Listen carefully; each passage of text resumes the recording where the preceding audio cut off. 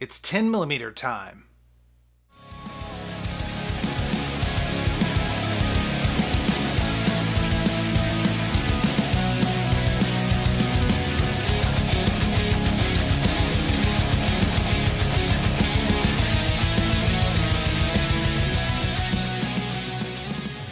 What's up, guys? KS here. Thanks for joining me today as always. When I set out to review a 10mm or two in 2019, I couldn't have imagined the opportunity that ended up presenting itself. My good friend, Alaskan Ballistics, was nice enough to send his actual bear gun, the Glock 40 MOS, that he carries most every day. Yes, I said bear gun. More on that in a bit. Now, if you guys aren't subscribed to Alaskan Ballistics, I highly recommend you do. He's got fantastic content and the scenery is second to none. I'll leave a link in the description down below. We talked a bit about what to expect, and I couldn't wait to get some rounds down range of the giant Glock. I say giant because the 40 MOS in 10mm is just under 9.5 inches in length and weighs over 32 ounces with no magazine.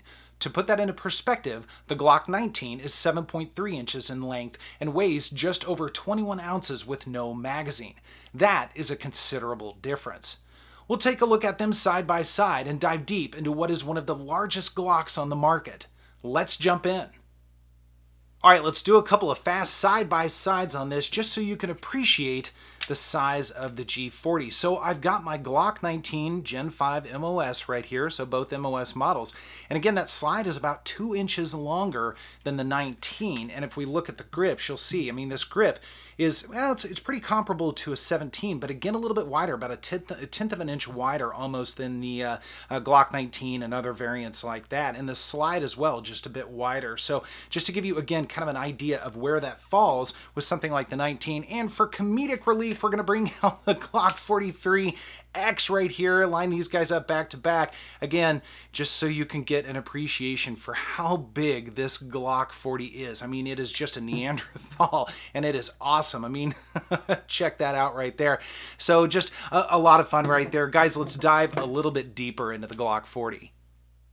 All right, let's do a quick walk around of this. We'll first take a look at the magazine. Now, this is a Gen 4, so it's going to come with 3 magazines. Again, all 3 are 15-round magazines of 10mm.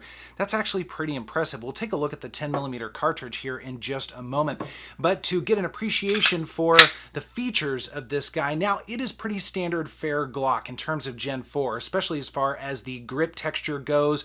Now, it does have interchangeable back straps like you would expect with the other Gen 4s out on the market. And then we've got our finger grooves right here. Not everybody necessarily likes those.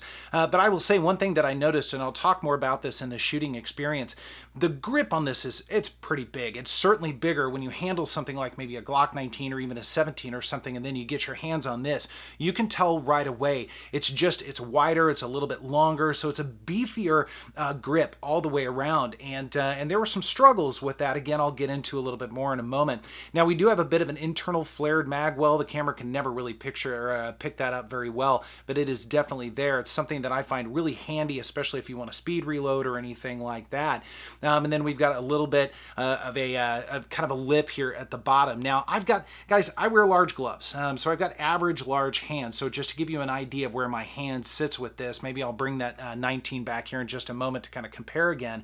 But as we move up the frame, again, largely standard fare with Glocks. We've got our normal, basically lack of beaver tail right here, and then we've got our magazine release. Of course, not ambidextrous out of the box, but you can swap them like you do other Glocks. And same is true with your slide lock slide release, since again, this is not a Gen 5. They don't have a Gen 5 for the 40, or at least at the time of this filming here, so not ambidextrous with this. And then we've got our 3-pin design, as you would expect with any of your Gen 4s, and your standard takedown of this guy may take it down for just a moment or two so you can get kind of an appreciation for the length of the barrel on this thing. It is truly large. And then we do have a pretty good size accessory rail for all your toys, your tiny ninjas, chainsaws, lasers, hacksaws, all that kind of stuff, whatever you like. And then we do have a little bit of grip here on the trigger guard as well. So again, pretty standard fare for a Glock frame. Again, just being a little bit bigger. Where we're going to see the bigger changes, of course, is in the slide. And speaking of slide, let's walk around this thing as well. Of course, we do have our rear serration. We are absent of any front serrations. Again, Gen 4 on this one. I think the Gen 5 34 maybe now has some front serrations from what I understand, which is kind of cool. Now, we do have no dust cover as it goes all the way across. This hole, again, is for changing out your front sights, that sort of thing. It does reduce a tiny bit of weight as well. But I will say, man, the slide on this thing is incredibly long. Now, I've got some experience with Glock 34s. I used to compete with a 34 years ago, and this thing is a little bit longer than something like a 34-35. So we're not quite in 17L territory, I believe. Now, I don't have one on hand, but this has got to be pretty darn close, if not right neck and neck with it. So you guys that have the 17L, you're going to have to chime in and let me know if this is pretty darn comparable. Now, as you can see, again, we do have the MOS backplate on here. This does come with, and I actually have them right here. He has not used these yet, but Glocks come with these backplates, so you can put a variety of different red dots, whether it's Trijicon or Vortex, Burris, Leopold, anything like that. So you definitely do have some options. You know, I'm actually a big fan of the MOS system. I know some people aren't. They'd rather mill it out so it can be a little bit lower so that red dot can sit lower on the frame, which I totally understand. But for many users, the MOS system actually does do pretty well. So I like that. I've certainly enjoyed it on the 19. Now, in terms of sights, 1.5 miles down there, we do have just standard Glock sights. That's what you would expect for this. Now, the rear is adjustable, which is kind of nice. We do have an adjustment point, a couple of adjustment points right here. It's going to be hard for the camera to pick those guys up, but they are there for sure.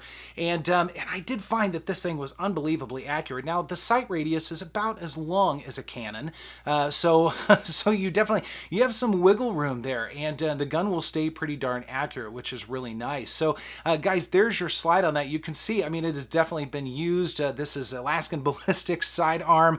Hopefully the bears aren't attacking him right now since I've got his sidearm, but this will be going back to him very soon. But let's take this thing apart and see what's going on the inside. All right, let's take a look and see what's going on the inside of the Glock 40. You do need to pull your trigger, and then once you do, take your slide about 1/8 of an inch back, pull down on your takedown tabs on both sides, as you would expect. All normal standard fare for Glocks. Now, we do have a captive, gigantic guide rod and spring assembly. That thing is actually pretty big.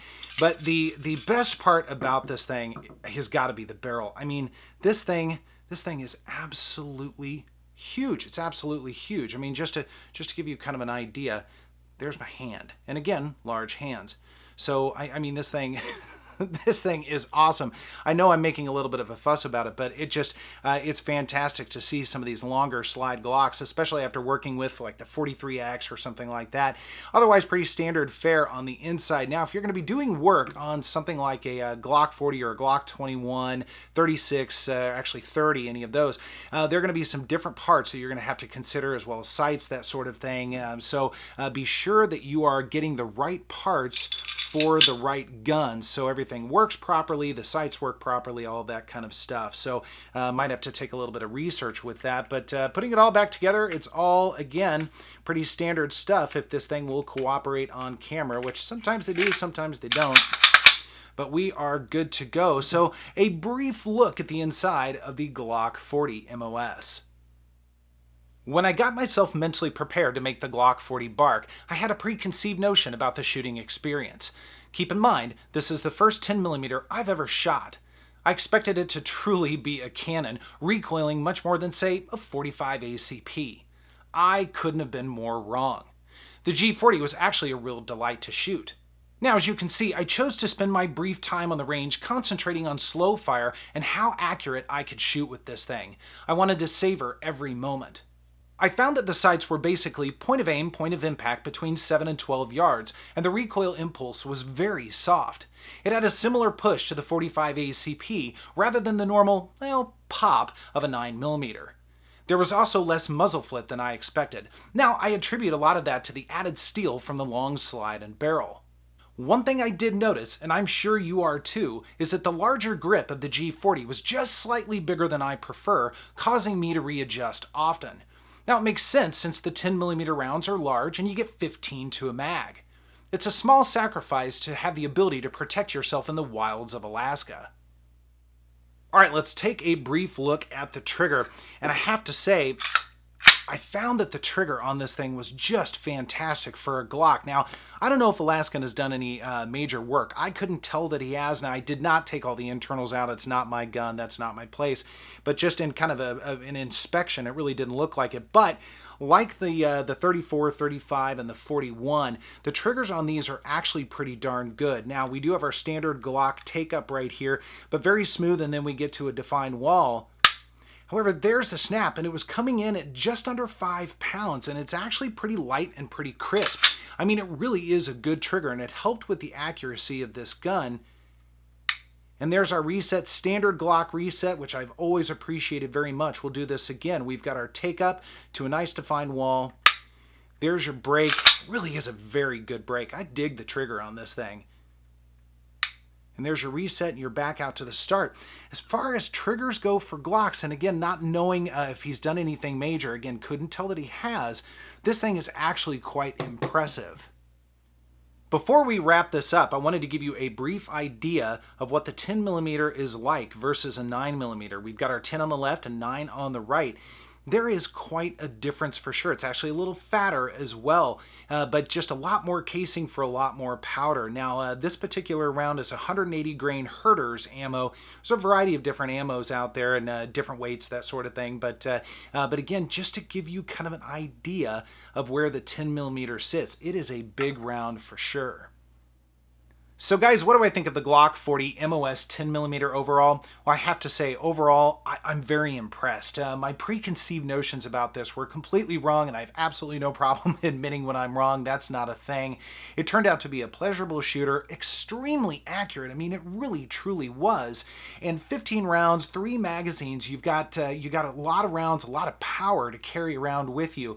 And I have to say thank you so much again to Alaskan Ballistics. It's been an honor to try this out. I can see why he digs this gun so much. I mean, it really is a cannon. Guys, again, be sure to go check out Alaskan Ballistics. It'll be well worth your time. There's a lot of really good information on this channel, and the scenery, it just pops. It's fantastic. So this has been a lot of fun, and I wish I could spend more time with this, but unfortunately, it's got to go back to Alaska, back home where it belongs. But it's been a lot of fun. Now, I'm curious to know about your experiences with 10mm, whether it's the Glock 40, maybe another Glock, or another type of firearm. I'm really curious about that because I'm going to be looking to test a couple more out this year, hopefully. So I'll definitely want your advice and your suggestions. I've already gotten a couple from a couple of guys.